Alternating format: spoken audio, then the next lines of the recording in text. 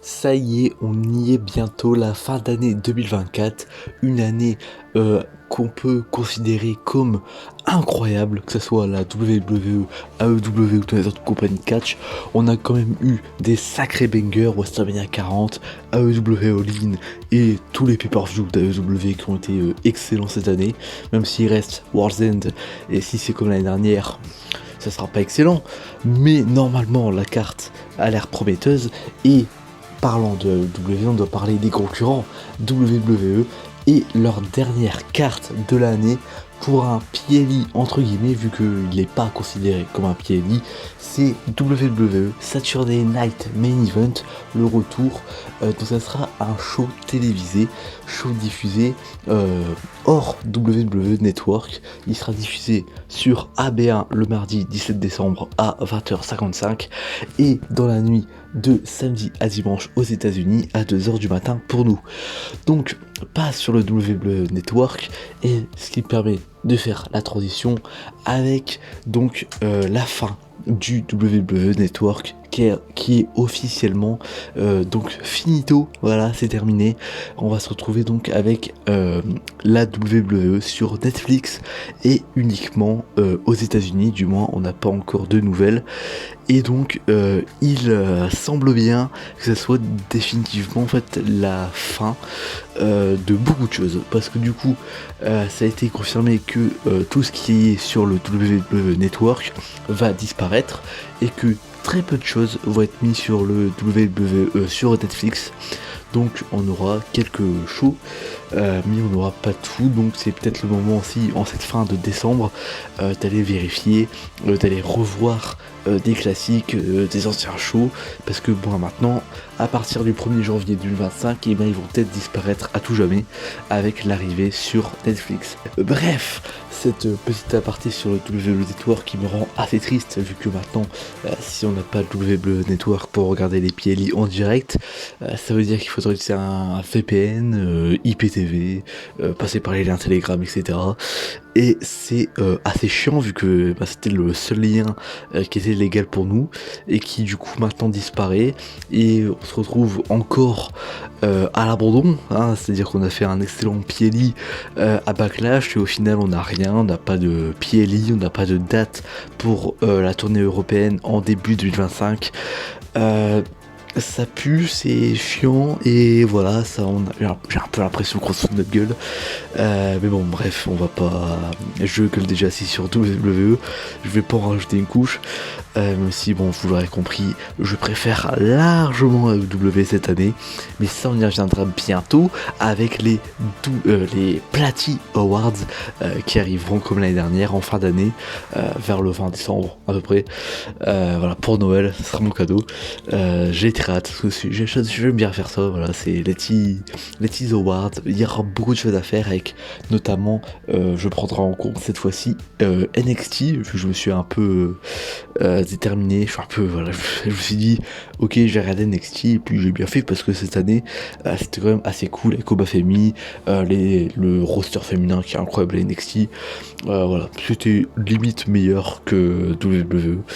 Mais bon, bref, j'arrête de tirer sur Raw, SmackDown, WWE en général.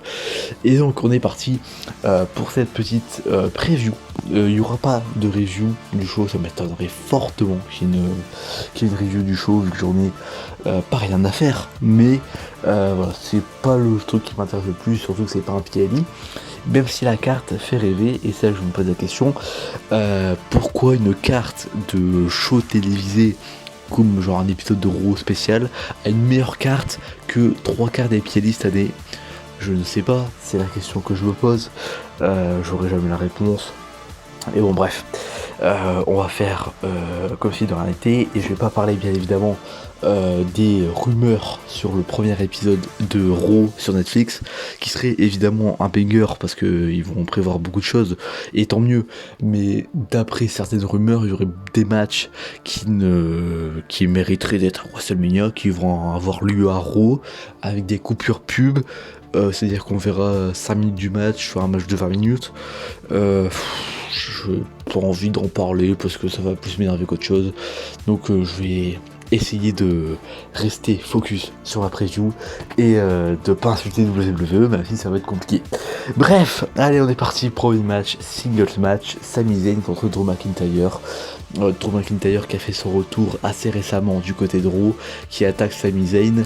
J'ai dit que j'allais pas m'écarter de la preview, mais je suis obligé d'en parler. La storyline de la Bloodline qui pue du cul. Sami Zayn qui est de retour avec Roman Reigns, qui avait trahi Roman Reigns parce que Roman Reigns le prenait pour son chien, et donc maintenant c'est la même chose, mais comme Roman Reigns est gentil entre guillemets, on doit dire que ça passe. C'est littéralement la même chose. Il y en a qui diront que c'est pas la même chose. Si, c'est la même chose. Roman Reigns n'a pas changé, juste les Usos sont face, Sami Zayn est face, mais c'est juste Roman est toujours heel, et pourtant personne ne dit rien. Je comprends pas, il n'y a pas de changement de personnage. Alors ok, il était méfiant avec Punk, c'est normal. Ok, il a accepté Punk à la fin du match des Wargames, mais pour autant c'est toujours il a rien prouvé, Roman Reigns en fait, il est toujours heel, et donc c'est juste un retour en arrière, et je trouve ça débile que Sami Zayn soit toujours avec lui, pareil pour les Usos, etc. Vivement que cette story ne se termine, parce que ça devient incohérent, ça devient nul. Vivement la fin. Et j'ai pas fait de review des Wargames parce que j'aurais gueulé, parce que Solo Sikoa a été enterré. La Bloodline 2.0 qui va servir à rien. Bref, Sami Zayn, Drew McIntyre. Je vais pas en parler pendant 1 heure du match, ce sera un beau match à mon avis, même s'il y aura des coupures pub, alors c'est pas confirmé, mais je suppose, vu que c'est un épisode télévisé, que c'est sur une chaîne américaine très connue, NBC. Il y aura des pubs certainement, donc je vais pas profiter du match, je vais pas profiter du show en général.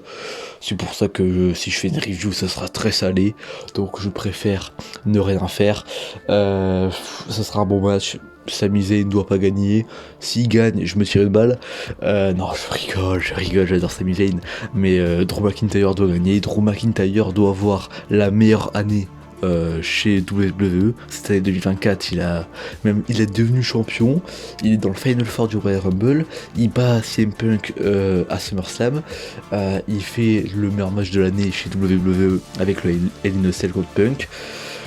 Il gagne No Money in the Bank aussi, mais ça, j'ai pas envie d'en parler parce que c'est une décision un peu nulle. C'est juste pour gonfler son palmarès, mais au final, ouais, il est champion World Heavyweight pendant 5 minutes, incroyable. Il a la mallette pendant une soirée, il loupe son cash-in, waouh, incroyable. Mais au moins, ceux qui regardent que le palmarès en mode c'est l'UFC, ils seront contents, ils diront bon bah, ok, Drew McIntyre a du palmarès. Ça fait mes jambes. Bref, du coup, victoire de Drew McIntyre qui doit avoir la meilleure année de tous les temps en 2025. Minimum, il gagne le Rumble, minimum, il devient champion à WrestleMania, minimum, il est champion jusqu'à WrestleMania 42. Voilà, c'est tout, c'est obligatoire. Bref, victoire de Drew McIntyre. Deuxième match triple threat match pour le titre World Heavyweight de Gunther contre Damian Priest et Finn Balor. J'aime bien AEW parce que eux, au moins, il y a du mérite. Où est le mérite dans Damian Priest et Finn Balor? Finn Balor, il perd contre Damian Priest clean, aucune intervention. Mis à part attaquer Priest, il a rien fait. Finn Balor, je sais même pas c'est quand qu'il a gagné un match en PLE en 1 contre 1. Je sais même pas, je crois que c'est Survivor Series Wargames 2023 quand il a affronté Styles, et je suis même pas sûr, je crois qu'il a perdu. Donc j'ai vraiment un gros doute sur le mérite de Finn Balor, mais j'adore Finn Balor, hein, j'adore Finn Balor, c'est juste que je trouve ça un peu débile, dans le sens où est-ce qu'il mérite vraiment avoir un title shot? Je sais pas, mais bon, sinon on peut parler de Damian Priest qui fait une solide année aussi, hein, une solide année, son cash-in à WrestleMania très cool, son règne est très cool. Maintenant Gunther, je suis vraiment pas fan de son règne, j'ai pas aimé son match à Bash in Berlin, j'ai bien aimé le match à SummerSlam contre Priest, il était cool.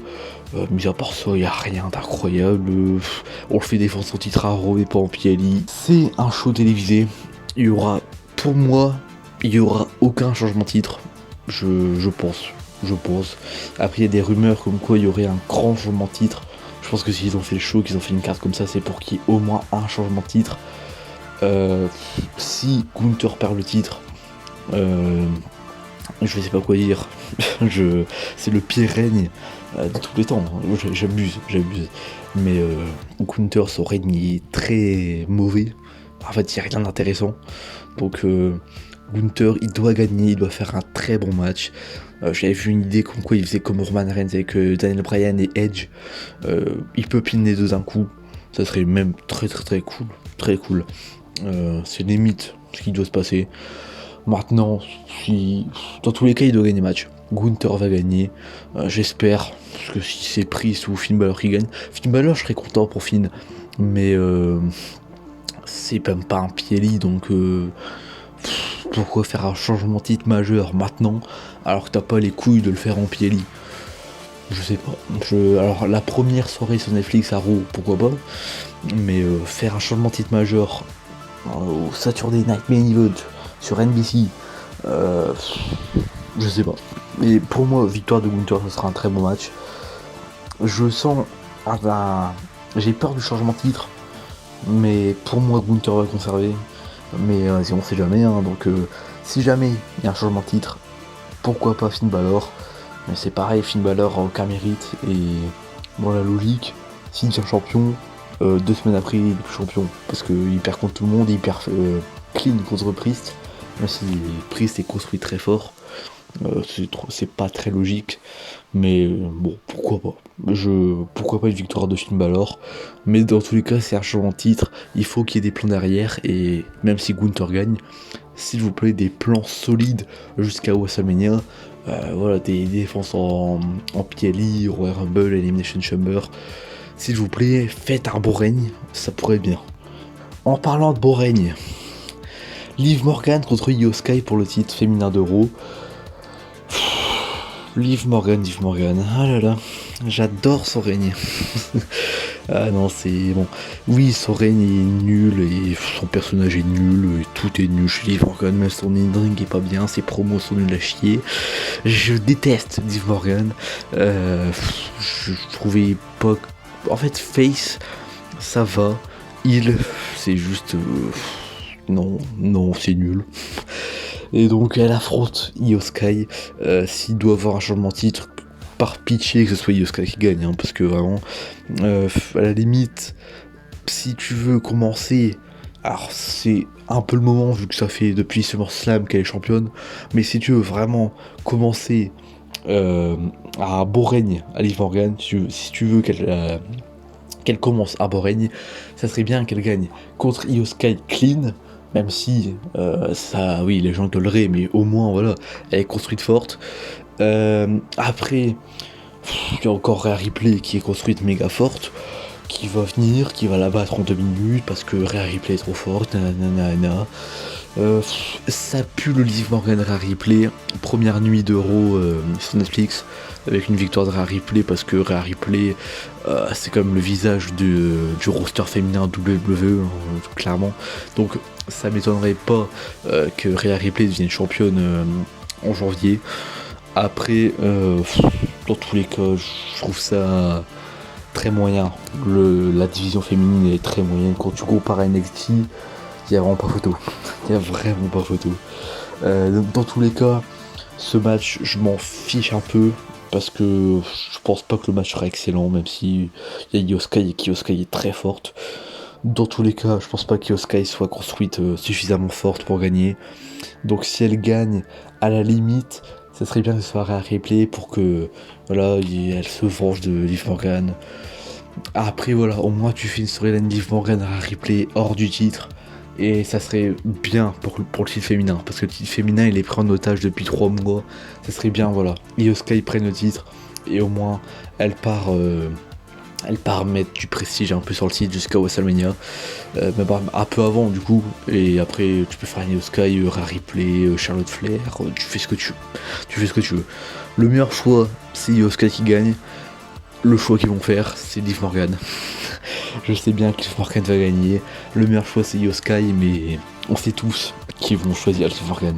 Et ensuite, on a la fin du tournoi féminin avec, donc à l'heure actuelle, on sait pas encore, hein, au moment où vous voyez ça normalement, vous le savez, donc c'est soit Bayley ou Chelsea Green contre Michin ou Tiffany Stratton.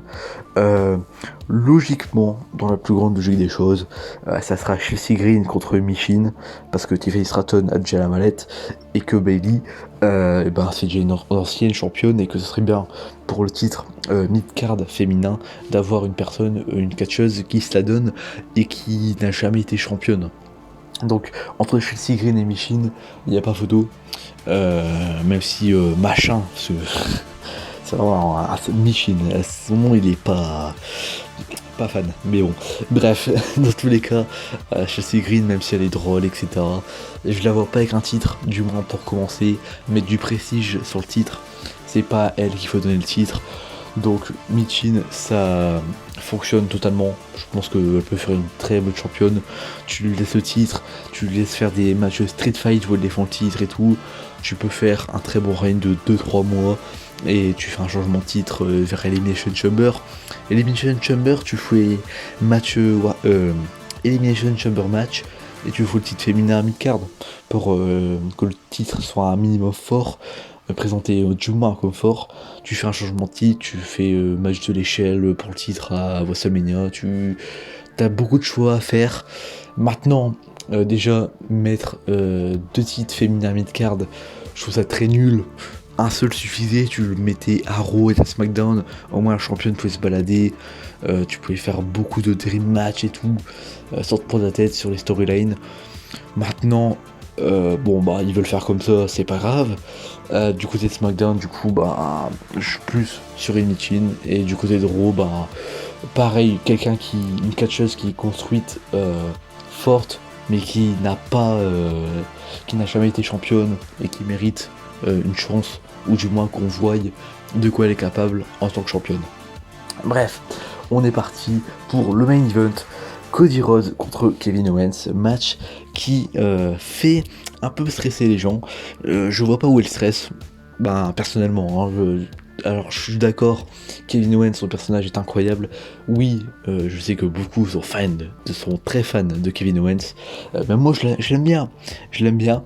Soyons réalistes, Cody Rhodes perdra jamais le titre parce que Triple H est malheureusement, entre guillemets, même si c'est une bonne chose, il est trop sur...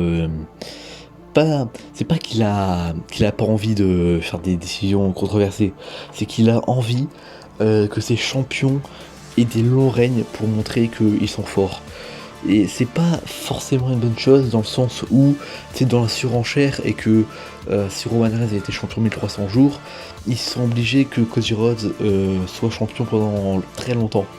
Alors qu'en vrai, ça serait bien que ce soit un peu comme à l'UFC, où les champions changent assez souvent et que au moins quand il y a un mec qui reste champion pendant plusieurs mois voire années, là tu te dis ouais ok, lui il est fort, ok lui il en impose. C'est pas grave que le titre fasse un peu le yo-yo qui change à chaque PLI, au moins ça rajoute du piquant au PLI, parce que là les PLI, franchement, tu regardes juste les Big Four, tu regardes le Royal Rumble, WrestleMania, SummerSlam et Survivor Series. C'est tout ce que tu dois regarder parce qu'il n'y a que là qui font des changements de titre, et le reste c'est soit en weekly, soit des fois dans des PLI, et encore la plupart du temps, il n'y a rien de bien qui se passe dans les PLI. Les seuls PLI qui sont bien, c'est ceux du Big Four, et le reste c'est très très oubliable, et c'est pour ça aussi que penser que Kevin Owens va battre Cody Rhodes dans un truc qui c'est même pas un PLI, c'est même pas le premier épisode de Raw sur Netflix, c'est rien, c'est un épisode, c'est comme si demain SmackDown, il y a Roman Reigns contre R-Truth et que tout le monde dit R-Truth il va battre Roman Reigns clean. Non, c'est pas ce qui va se passer. Je sais que beaucoup veulent, alors ça c'est le truc le plus débile, je suis désolé, ouais Kevin Owens il bat Cody Rhodes, et ensuite Cody Rhodes il reprend le titre un mois après. C'est débile, de 1 parce que du coup ça nique le prestige, dans le sens où Cody Rhodes, ok il devient 2 fois champion du monde, mais c'est nul. Et de 2, vous nous faites chier à dire que Cody Rhodes il a un règne nul, mais vous voulez que son règne s'arrête déjà pour qu'il le recommence un mois après, en vous disant bon s'il a eu une pause d'un mois c'est que ça va être mieux après. Je sais pas, c'est peut-être vous vous dites ça, je vous comprends pas. Parce que Kevin Owens, ok, il mérite un titre, mais dans son personnage, bah c'est pas le mieux. Parce que son personnage, c'est d'être un hater, c'est comme Drew McIntyre. C'est voilà, il est juste là pour abattre l'ennemi, il est juste là, voilà, il est vicieux, c'est un enfoiré, il attaque tout le monde dans les vestiaires et tout. Son personnage, il sera beaucoup mieux s'il perd. Le personnage de Kevin Owens, après sa défaite à Cody Rhodes, contre Cody Rhodes, ce qui va arriver, hein, c'est ce qui va arriver de mieux. Parce que en attaquant Cody Rhodes, il peut prouver quelque chose. Il potentiellement, Kevin Owens, il va réussir à faire douter Cody Rhodes et à peut-être le faire basculer du côté un peu heel. Pas totalement heel, mais assez pour qu'ensuite Kevin Owens puisse dire bah vous voyez Cody Rhodes c'est pas le mec sympa, et ensuite ça bascule avec des mecs comme Randy Orton qui vont se dire ok c'est le champion, ok c'est un enfoiré, ok bah je vais défoncer. Donc ensuite tu peux faire une storyline Cody Rhodes Randy Orton et tu peux faire ça avec tous les faces, et après potentiellement je sais pas, à WrestleMania, tu fais Cody Rhodes contre Randy Orton gagne, bah je sais pas, tu fais ensuite un Cody Rhodes heel. Le meilleur truc qui va arriver, le meilleur truc qui peut arriver pour Cody Rhodes, là c'est de perdre son titre, mais dans plusieurs mois. Genre, il perd son titre, et après, il peut commencer son personnage de heel. Parce que là, Kevin Owens, il va continuer son pressing, voilà, comme Drew McIntyre, il va continuer à enchaîner Cody Rhodes, il va perdre son titre Cody Rhodes, Kevin Owens va remettre une couche, et là, il peut heel turn. Et c'est là que c'est intéressant. C'est pour ça, vouloir que il perde son titre maintenant, c'est pas intéressant, je trouve. Parce qu'il y a encore trop de trucs à rajouter, il y a encore trop de trucs à raconter. Donc franchement, là pour moi la meilleure des solutions, c'est Cody Rhodes qui gagne, Kevin Owens va continuer, et après à voir ce qu'ils vont raconter, mais pour moi là c'est le truc le plus intéressant après. Le plus intéressant c'est ce qui va arriver après. On sait pas encore si The Rock est là, hein, parce qu'on peut avoir un The Rock Cody Rhodes, on peut avoir un Roman Reigns qui du coup n'a pas toujours, qui n'est pas encore face, il est encore toujours un peu heel, donc tu peux faire un Cody Rhodes Roman Reigns 3, tu peux faire Randy Orton du coup avec Kevin Owens et tout, qui peut le manipuler. Tu peux faire beaucoup de choses. Là, le plus intéressant, c'est en train d'arriver. C'est pour ça que je comprends pas ceux qui disent que Cody Rhodes va perdre son titre pour le regagner après. Ça n'a pas d'intérêt, parce que s'il gagne son titre au Royal Rumble, bah il va pas perdre son titre 2 mois après. Au moins là, t'as un peu le suspense de dire ok, à WrestleMania, il peut se passer quelque chose. C'est pour ça que je trouve ça 20 fois plus intéressant que Cody Rhodes gagne et conserve son titre jusqu'à WrestleMania, même si du coup, c'est vrai que je trouve ça également un peu bête, dans le sens où si le champion peut perdre son titre jusqu'à WrestleMania, bah où est l'intérêt de regarder les PLI? Je ne sais pas. Mais bon, malheureusement c'est pas moi le booker, et peut-être que Kevin Owens va gagner, peut-être qu'ils vont raconter un truc cool. Je suis pas booker à la WWE, je peux rien faire, et peut-être qu'ils ont des plans très cool. Dans tous les cas, voilà, je te balance juste mes pronostics, et peut-être qu'ils feront un truc meilleur que ce que je pense. Du moins, je l'espère. Bref, c'était tout pour cette petite preview de Saturday Night Main Event. J'espère j'arrive plus à parler. J'espère que ça vous a plu. N'hésitez pas à liker, à vous abonner. On se retrouve très bientôt pour les Patty Awards, pour récompenser les meilleurs et les meilleures catcheuses de l'année. Bref, c'était Platy. Je vous aime. Bye tout le monde.